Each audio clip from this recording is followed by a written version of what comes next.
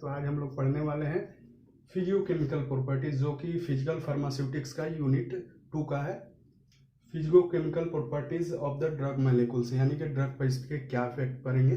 तो सबसे पहले हमें जानना होगा कि फिजियोकेमिकल प्रॉपर्टीज होते क्या है। ठीक है, तो फिजियोकेमिकल प्रॉपर्टी अगर हम बात करें कि फिजियोकेमिकल प्रॉपर्टी क्या होते हैं, तो ये होते हैं फिजिकल प्रॉपर्टी, ठीक है, प्लस केमिकल प्रॉपर्टी। ये क्या होते हैं? Physical property plus chemical property हम बोलेंगे कि फिजियोकेमिकल प्रॉपर्टी होते हैं। ठीक है, it is the combination of physical and the chemical property of any substance. We can say that this is the physiochemical property of the drugs और any substance. तो सबसे पहले जानते हैं कि फिजिकल प्रॉपर्टीज क्या होते हैं। फिजिकल प्रॉपर्टीज क्या होते हैं ये सबसे पहले हम जानते हैं। कोई भी सबस्टेंस है, अगर हमें उसका फिजिकल प्रॉपर्टी जानना है तो हम उसको देख के बता सकते हैं, यानी ऑब्जर्व करके बता सकते हैं और मेजर करके बता सकते हैं। लेकिन कब? जब उसका केमिकल प्रॉपर्टी नहीं चेंज किया गया हो, यानी कि उसकी केमिकल प्रॉपर्टीज जैसे किसी सबस्टेंस से रिएक्ट करके जो फॉर्म किया हो उस चीज को नहीं किया गया हो, यानी जो ओरिजिनली एग्जिस्ट करता हो हमारे इन्वायरमेंट में, या कहें तो हमारे पास जो है जो भी सबस्टेंस है, जैसे आइस है। ठीक है, तो ओरिजिनली हमें आइस की अगर प्रॉपर्टी जाननी है तो पहले लिक्विड से हम स्टार्ट करेंगे। लिक्विड को कन्वर्ट करके फ्रीजिंग करके आइस बनाया गया है, यानी कि जो लिक्विड की फिजिकल प्रॉपर्टी होगी वैसे ही हम आइस को उससे डिटरमाइन करेंगे। ठीक है, तो सबसे पहले हम जानते हैं कि ये कैसे मेजर करना है हमें। या तो हम देख के बता सकते हैं, जैसे कि हमारे एग्जाम्पल में हुआ कलर हो गया। ठीक है, मेजर करके बता सकते हैं, जैसे कि एग्जाम्पल हुआ हमारा length, volume, melting point, boiling point और बहुत सी चीज होती हैं जो कि फिजिकल प्रॉपर्टीज में होती हैं। तो हम इसके बारे में डिटेल बात करते चलेंगे। ठीक है, अब समझते हैं कि केमिकल प्रॉपर्टीज क्या होती हैं, जो कि हम ऑब्जर्व भी कर सकते हैं केमिकल प्रॉपर्टी को और मेजर भी कर सकते हैं। यहाँ देखना है कि दोनों सेम है, ऑब्जर्व और मेजर, लेकिन हमारा कंडीशन क्या लगा हुआ है यहाँ पर कि इसका केमिकल आइडेंटिटी को छेड़छाड़ नहीं किया गया हो, यानी कि उसमें कोई बदलाव नहीं लाया गया हो। यहाँ हम केमिकल प्रॉपर्टी की बात कर रहे हैं, तो यहाँ पर केमिकल प्रॉपर्टी तभी हम डिटरमाइन कर सकते हैं जब कोई उस पर एक्टिविटी किया गया हो, यानी कि उसके ओरिजिनल एक्टिविटी मतलब ओरिजिनल स्टेट में जो एग्जिस्ट करता है उस पर कुछ काम किया गया हो, रिएक्शन कराया गया हो, तब हम उसका फिजिकल प्रॉपर्टीज बता सकते हैं कि केमिकल प्रॉपर्टीज बता सकते हैं कि हाँ ये केमिकल प्रॉपर्टी है। जैसे कि मैं मान लेता हूं कि कोई भी सबस्टेंस है, उस पर मैंने एसिड का अटैक करा दिया। ठीक है, अब वो क्या रिएक्शन शो कर रहा है, क्या रिएक्शन शो कर रहा है उस सबस्टेंस पर, उस सबस्टेंस की केमिकल प्रॉपर्टी होगी। ठीक है, जैसे एसिड वैल्यू बढ़ जाएगा या फिर कहे तो उसका कलर चेंज हो जाएगा। ठीक है, तो ये रिएक्शन कराने के बाद हमें पता चला है कि कैसा वो बिहेव कर रहा है, तो वो चीज़ क्या होगी, उसकी केमिकल प्रॉपर्टीज होगी। जैसे कि हम बात करें एसिडिटी की या बात करें रिएक्टिविटी की, कि रिएक्शन कैसा हो रहा है। अगर हम मान लीजिए एसिड डाले तो कैसा रिएक्शन हो गया, बेस डाले तो कैसा रिएक्शन हो गया, या फिर अल्कली डाले तो कैसा रिएक्शन हुआ, यानी कि fast, how fast the reaction is, it is comes in the property of the chemical property, यानी कि फास्ट कितना हो रहा है, रेट ऑफ रिएक्शन क्या हो रहा है, ये सभी क्या है केमिकल प्रॉपर्टी में हम डिटरमाइन करेंगे। या फिर जो प्रोडक्ट बना है हमारा रिएक्शन कराने के बाद, या तो वो टॉक्सिक है या हमारे लिए क्या है, हेल्पफुल है, ये चीज हम डिटरमाइन करेंगे केमिकल प्रॉपर्टी, यानी टॉक्सिसिटी, एसिडिटी, रिएक्टिविटी और भी बहुत सारे फैक्टर्स हैं जो कि हम आगे पढ़ेंगे। तो ये हमारे फिजिकल प्रॉपर्टी और केमिकल प्रॉपर्टी में डिफरेंस थी। तो फिर से मैं एक बार रिवाइज करा दे रहा हूं कि हम दोनों में चीज में क्या कर रहे हैं, ऑब्जर्व और मेजर कर सकते हैं। ठीक है, हमें कहीं नहीं जाना है, ऑब्जर्वेशन के थ्रू और मेजर के थ्रू हमें बताना है दोनों में। लेकिन कंडीशन है कि केमिकल प्रॉपर्टी के साथ छेड़छाड़ नहीं किया गया हो, यानी कि ओरिजिनल स्टेट में जो एग्जिस्ट कर रहा हो वो उसकी फिजिकल प्रॉपर्टी होगी। यहाँ पर कंडीशन क्या है, हमारा जो है केमिकल आइडेंटिटी, यानी कि किसी को रिएक्शन कराया गया हो, यानी उसके ओरिजिनल स्टेट में कुछ काम किया गया हो और उसके बाद जो रिजल्ट आया उस प्रॉपर्टी को हम क्या कहेंगे, केमिकल प्रॉपर्टी, जैसे कि एसिडिटी, रिएक्टिविटी, टॉक्सिसिटी और भी बहुत सारे। ओके, तो हम दूसरा पढ़ेंगे, जैसे कि हम बात करें डाइपोल की, ये भी फिजिकल केमिकल प्रॉपर्टी में है। तो थोड़ी सी बेस से हम चलते हैं ताकि आपको आगे अच्छे से समझ में आए जो आप नहीं जानते होंगे। ठीक है, तो इसमें हम बात करेंगे डाइपोल की। डाइपोल्स क्या होते हैं। ठीक है, डाई मीन्स, सबसे पहले जो भी चीज़ समझना होता है तो पहले कोशिश करते हैं हम वर्ड से समझने की, वर्ड्स क्या बोलते हैं। ठीक है, तो देखिए यहाँ पर जो डाई है ये रिप्रेजेंट कर रहा है डाई मीन्स 2, ठीक है, डाई मीन्स 2 एंड पोल्स मतलब 2 पोल्स हो गए, ठीक, 2 पोल। अब ये पोल्स क्या होते हैं, जैसे कि मैं ये बात करूं, ये हमारे, ठीक है, plus plus plus minus minus minus, okay.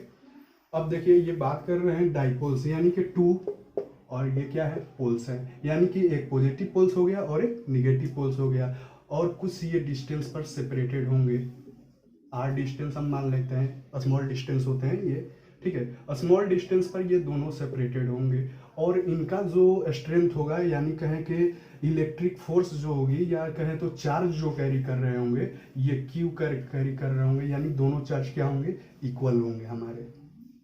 और इस पूरे अवस्था को जो बोलेंगे, ये पूरे स्टेट को जब बोलेंगे क्या बोलेंगे, डाइपोल बोलेंगे।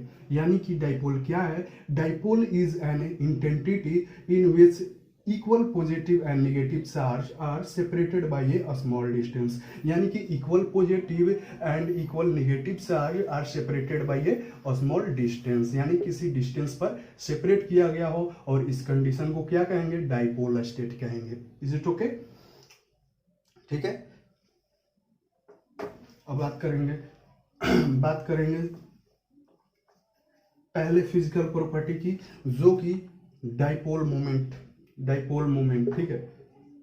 डाइपोल मोमेंट अब क्या होते हैं, डाइपोल मोमेंट, ठीक है। अब डाइपोल मोमेंट की बात करते हैं कि डाइपोल मोमेंट क्या होते हैं, ठीक है। यानी कि इसमें डाइपोल है, यानी कि डाइपोल से ही रिलेटेड कुछ चीज है, ठीक है। तो ये क्या होते हैं कि it is the product of magnitude of either of the two charges into A small distance, यानी कि क्या है ये, product of the either of the two charges, यानी किसी भी चार्ज में से कोई भी चार्ज हम उठा लेते हैं जो कि दोनों की चार्ज क्या है, इक्वल है, और कोई जो डिस्टेंस पर सेपरेट है, जैसे जो स्मॉल डिस्टेंस पर सेपरेट है, ये दोनों की क्या है, प्रोडक्ट है। यानी कि डाइपोल क्या है हमारा, Q इंटू आर है, क्या है, Q इंटू आर है, यानी कि क्या हो गया, charge into distance between two charge, ठीक है। डाइपोल मोमेंट क्या होगा, it is the product of either of the two charges, हम कोई भी चार्ज दोनों में से यूज कर सकते हैं, क्योंकि दोनों की स्ट्रेंथ क्या है, इक्वल है, यानी कि either of the two charge into the distance between them, यानी कि जिस डिस्टेंस से ये सेपरेटेड है, इस चीज को क्या बोलेंगे, डाइपोल मोमेंट। डाइपोल मोमेंट क्या है, इन दोनों को मेजर करने के यूनिट है कि कितने इनके बीच में फोर्स मतलब एग्जिस्ट कर रहे हैं, ठीक है। अगर डाइपोल मोमेंट हमारा डीएम, हम यहाँ बोल रहे हैं डीएम अगर 0 हो जाता है, तो इसका मतलब क्या होगा, डीएम 0 हो जाता है, यानी कि R इज इक्वल टू 0, यानी कि अब ये कैसे हो जाएंगे, ये दोनों कैसे हो जाएंगे, ये दोनों अट्रैक्ट हो जाएंगे, प्लस और माइनस जो चार्ज है ये अट्रैक्ट हो जाएंगे, ठीक है। ये प्लस माइनस चार्ज है, ये क्या हो जाएंगे, अट्रैक्ट हो जाएंगे, यानी कि इनके डिस्टेंस के बीच, जैसे हम इसका जगह पर R के जगह पर हमने 0 पुट कर दिया, और चार्ज कोई भी हो तो किसी भी चीज में 0 पुट करेंगे तो इक्वल टू क्या हो जाएगा, 0 हो जाएगा, यानी कि इनके डिस्टेंस के बीच अब कोई नहीं रहा है, ये दोनों क्या है, अट्रैक्ट कर लिए हैं, ये इधर से और ये इधर से अट्रैक्ट कर लिया, और दोनों क्या हो गए, चिपक गए एक दूसरे में, यानी कि ये जो स्टेट अब बन गया, क्या हो गया, इन पर कोई चार्ज एग्जिस्ट नहीं कर रहा, और ये क्या हो गया, न्यूट्रल, ये क्या हो गया, न्यूट्रल। और ये क्या बता रहा है, अब जो ये हमारा डाइपोल था, यानी कि जो दो पोल था जिसमें प्लस भी एग्जिस्ट करते थे और माइनस भी एग्जिस्ट करते थे, अब वो नहीं करेंगे, यानी कि टोटली ये क्या हो गए, न्यूट्रल हो गए। कब, जब हमारा डिस्टेंस 0 कर दिया गया। डिस्टेंस 0 कहने का मतलब डाइपोल मोमेंट हमारा 0 हो गया, यानी किसी भी सबस्टांस का अगर डाइपोल मोमेंट 0 है तो वो सबस्टांस क्या है, नॉन पोलर सबस्टांस है। इज इट ओके, यानी कि उसमें कोई अब चार्ज एग्जिस्ट नहीं करेगी, न्यूट्रल हो जाएंगे, ठीक है। अब बात करते हैं डाइपोल मोमेंट की यूजेस करते हैं हम किस चीज में, कोई भी सबस्टांस की कितनी आयनिक कैरेक्टर है, कितनी आयनिक कैरेक्टर है। आयनिक कैरेक्टर मीन्स आयनिक बॉन्ड, जैसे ए बी है, ये बॉन्ड बनाए हैं, आयनिक बॉन्ड जैसे बनाए हैं, तो इनकी आयनिक कैरेक्टर जो है कितनी होगी, ये हम डिटरमाइन कर सकते हैं किससे, डाइपोल मोमेंट से। और किसी भी सबस्टांस में अगर आयनिक कैरेक्टर ज़्यादा है तो उसकी क्या स्टेट होगी, उसकी मेल्टिंग पॉइंट ज़्यादा होंगे, वो क्या होंगे, एज लाइक द बहुत ज़्यादा कम रिएक्टिव होंगे, क्योंकि वो एकदम से क्या होंगे, उनके बॉन्ड तगड़े होंगे और दोनों एकदम कस के चिपके होंगे, ठीक है, यानी दोनों में अट्रैक्शन काफ़ी होगी उनमें।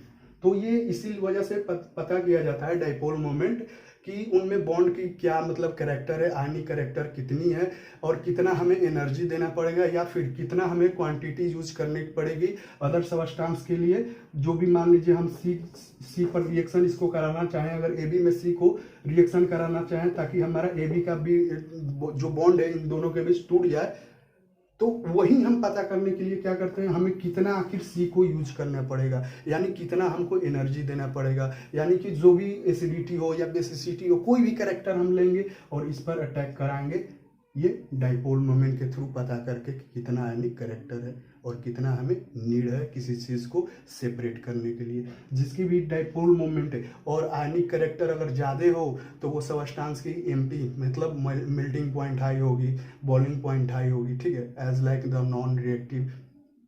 Is it okay? ठीक है, तो अभी हमने डाइपोल मोमेंट पढ़ा था जो कि हमारा पहला फिजियोकेमिकल प्रॉपर्टी था, ठीक है। अभी दूसरा फिजियोकेमिकल प्रॉपर्टी जो है हमारा डाइलेक्ट्रिक कांस्टेंट है। तो इसको पढ़ने से पहले हम पोटेंशियल डिफरेंस के बारे में थोड़ी सी जान लेते हैं। जानते होंगे तो अच्छी है, फिर भी हम रिवाइज कर देते हैं कि पोटेंशियल डिफरेंस होते क्या है, ठीक है। पोटेंशियल डिफरेंस क्या होते हैं? ये होते हैं कि the amount of work done to carry a unit charge from one point to another point, ठीक है। यहाँ फ्रॉम होगा from one point to the another point, यानी कि ये बोल क्या रहा है कि कोई भी जैसे इलेक्ट्रॉन है, ठीक है, ये हमने सर्किट बना रहा हूं, ठीक है, और यहाँ पर हमारा इलेक्ट्रॉन है, ठीक, ये हमारा इलेक्ट्रॉन है। अब क्या हो रहा है कि ये इलेक्ट्रॉन हमारा करंट कैसे फ्लो करता है? करंट होता क्या है?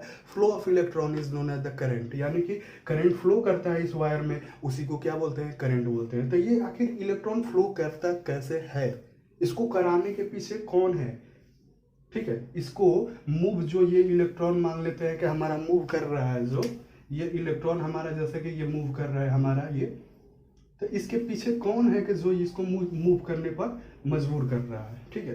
तो वो होता है पोटेंशियल डिफरेंस, ठीक है। पोटेंशियल डिफरेंस जिसको हम V से इंडिकेट करते हैं, ठीक। पोटेंशियल डिफरेंस क्या कर रहा है? जैसे हम डेफिनेशन में अभी पढ़े, the amount of work done to carry a unit charge, यानी कोई भी एक इलेक्ट्रॉन को ले ले, ठीक है। चार्ज क्या होता है? करंट इनटू, ठीक है, current into time, current into time होता है हमारा चार्ज, ठीक।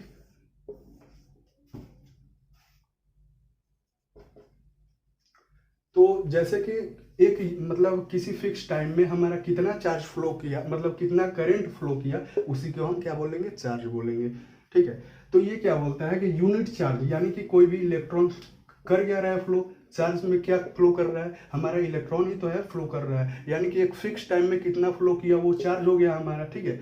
अब बोल रहे हैं कि जैसे कि इलेक्ट्रॉन को एक पॉइंट से दूसरे पॉइंट पर हमारा जो जा रहा है, ठीक है, हमारा जो जा रहा है ये किसके द्वारा जा रहा है, ये कौन करा रहा है इसको? तो वो होता है हमारा पोटेंशियल डिफरेंस, यानी कि पोटेंशियल डिफरेंस इसको क्या करता है? पुश करता है इसको, ठीक है, कि भाई तुम आगे बढ़ो, वरना ये आगे नहीं बढ़ता। ये किसके वजह से हो रहा है? आगे किसके वजह से बढ़ रहा है? पोटेंशियल डिफरेंस, यानी कि ये क्या काम कर रहा है? इलेक्ट्रॉन पर ये काम कर रहा है, उसको मजबूर कर रहा है कि तुम आगे बढ़ो। यही बोल रहा है कि ये अमाउंट ऑफ वर्क डन है, ये काम किया गया हुआ है किस पर? इलेक्ट्रॉन पर, ताकि ये एक पॉइंट से दूसरे पॉइंट पर मूव करे। इसी चीज को हम क्या बोलेंगे? पोटेंशियल डिफरेंस बोलेंगे, ठीक है। अब इसमें अगर बात करते हैं कि इसको काम, जैसे कि इधर तो रेसिस्टेंस भी होते हैं वायर में, रेसिस्टेंस क्या करते हैं? इसको रोकते हैं, ठीक है, कि भैया तुम रुक जाओ। तो पोटेंशियल डिफरेंस का फॉर्मूला क्या बनता है? ठीक है, पोटेंशियल डिफरेंस जो होता है इसका फॉर्मूला वो होता है V is equal to IR, यानी करंट इनटू रेसिस्टेंस, यानी कि करंट को पुश कराने में जितना वर्क काम हुआ और रेसिस्टेंस जितना से रोक रहा है, इस दोनों को प्रोडक्ट को क्या कहेंगे? पोटेंशियल डिफरेंस कहेंगे, ठीक है। तो इतना हमें डीप में नहीं जानना था, ये हमें सिर्फ जानना था कि पोटेंशियल डिफरेंस क्या होता है। पोटेंशियल डिफरेंस वही होता है जिसमें काम किया गया हो इलेक्ट्रॉन पर, ताकि वो एक पॉइंट से दूसरे पॉइंट पर मूव कर सके, यही चीज थी पोटेंशियल डिफरेंस। तो अब हम पढ़ेंगे डाइलेक्ट्रिक कांस्टेंट के बारे में। तो अभी हम जानेंगे कि डाइलेक्ट्रिक कांस्टेंट क्या होता है। ठीक है, तो सबसे पहले हम जानते हैं, फिगर से समझते हैं ताकि क्लियर हो सके। तो ये हमारा जैसा कि हो गया, हमारा डाइपोल क्रिएट हो गया। ठीक है, इसमें प्लस है और इसमें माइनस है। ठीक, और मैंने एक अदर ले लिया। ठीक है, इनमें कोई मतलब ये अलग हो गया, ये अलग हो गया, ये समझना है। ठीक है, मैंने अलग ले लिया इसी चीज को, यही चीज को ले रहा हूं मैं। ठीक, ठीक है। अब यहाँ पर हम देख रहे हैं, ठीक है, यहाँ पर जो हमारा करंट फ्लो होगा या कहें तो चार्ज फ्लो होगा, इसमें कोई मतलब मीडियम रखा नहीं गया है। इसमें क्या है, वैक्यूम हम मान ले रहे हैं। ठीक है, वैक्यूम मान ले रहे हैं, इसमें कोई अदर मीडियम रखा नहीं गया है। और मैंने इसमें क्या किया, एक मटेरियल रख दिया। ठीक है, इन दोनों के बीच में एक मटेरियल मैंने रख दिया। ठीक है, इनमें मटेरियल रख दिया।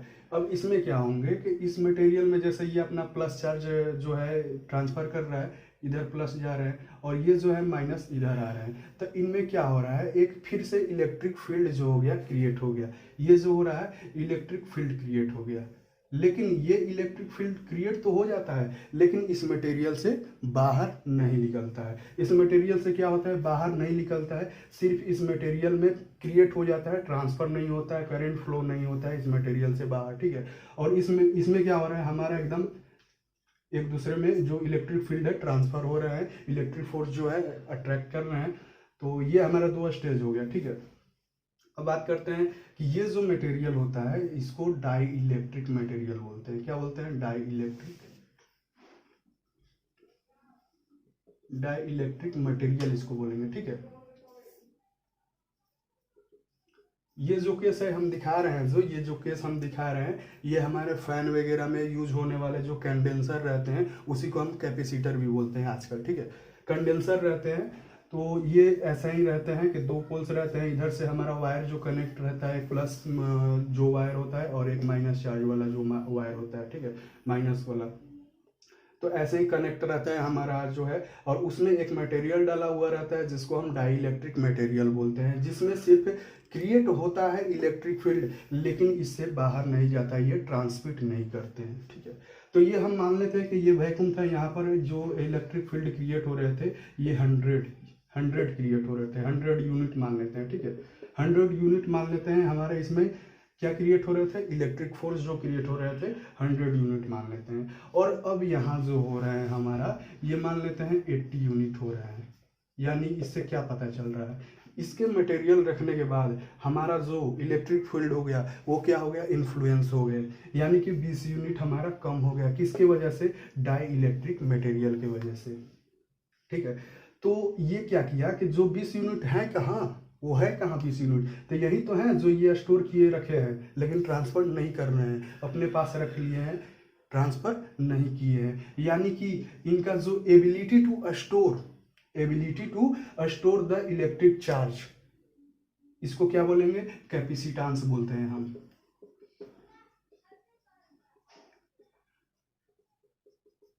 यानी कि किसी भी मटेरियल में कितनी एबिलिटी होगी चार्ज स्टोर करने के लिए, उस चीज को क्या बोलेंगे, कैपेसिटेंस बोलेंगे। और ये क्या कर रहा है, चार्ज अपना स्टोर कर लिया। अब इनका जो 100 यूनिट था, जिस वैक्यूम में जब मटेरियल नहीं रखा गया था तो 100 यूनिट था, और जैसे ही हमने मटेरियल रखा तो यहाँ पर जो इलेक्ट्रिक फोर्स क्रिएट हुए ये 80 यूनिट के, यानी कि 20 यूनिट जो है इसके अंदर है। और इनकी एबिलिटी, इस मटेरियल डाई इलेक्ट्रिक की मटेरियल की ये प्रॉपर्टी होती है कि वो चार्ज स्टोर कर लेते हैं लेकिन ट्रांसमिट नहीं करते हैं, यानी कि बाहर नहीं निकालते हैं। ठीक है, तो इसको क्या बोलेंगे, कैपेसिटेंस बोलेंगे। तो इतना हम जान लिए।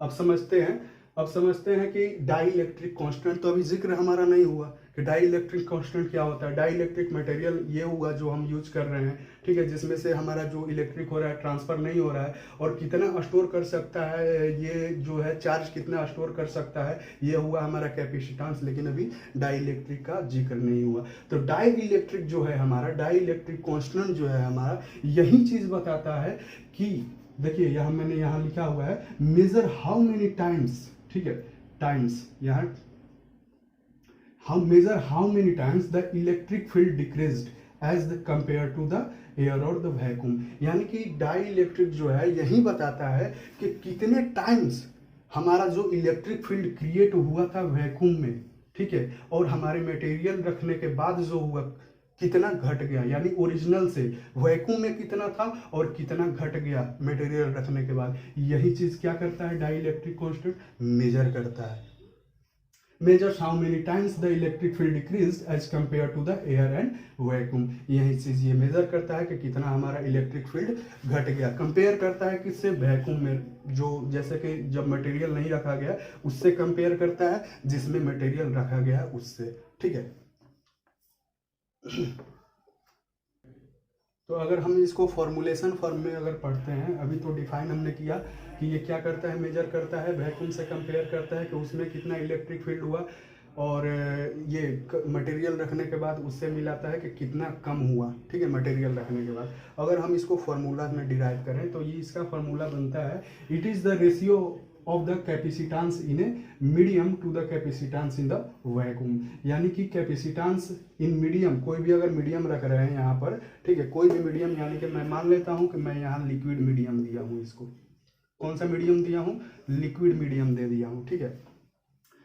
तो कोई भी अगर मीडियम रखते हैं तो क्या करता है कि कैपेसिटेंस ऑफ द मीडियम, यानी कोई मीडियम है उससे उसका रेशियो होता है किससे, वैक्यूम से, ठीक है। वैक्यूम से हम कंपेयर कर रहे हैं, याद रखना है, किसी भी चीज़ को हम डाई इलेक्ट्रिक कांस्टेंट मेजर करने के लिए वैक्यूम से कंपेयर करेंगे, ठीक है, और जो मीडियम रखेंगे उससे, दोनों में, ठीक, तब हमें पता चलेगा कि कितना एग्जिस्ट कर रहा है उनके बीच में इलेक्ट्रिक फोर्स, और कितना हमारा कम हुआ है मीडियम में रखने के बाद, मतलब ये दोनों पोल्स जो है इनके बीच में मीडियम रखने के बाद कितना कम हुआ है, ठीक है। तो यही हमारा फॉर्मूला है। अगर मैंने यहाँ क्या बोला, अभी लिक्विड रख दिया हूँ, तो ये बनता है हमारा formula dielectric of liquid constant, ठीक है, dielectric constant of liquid,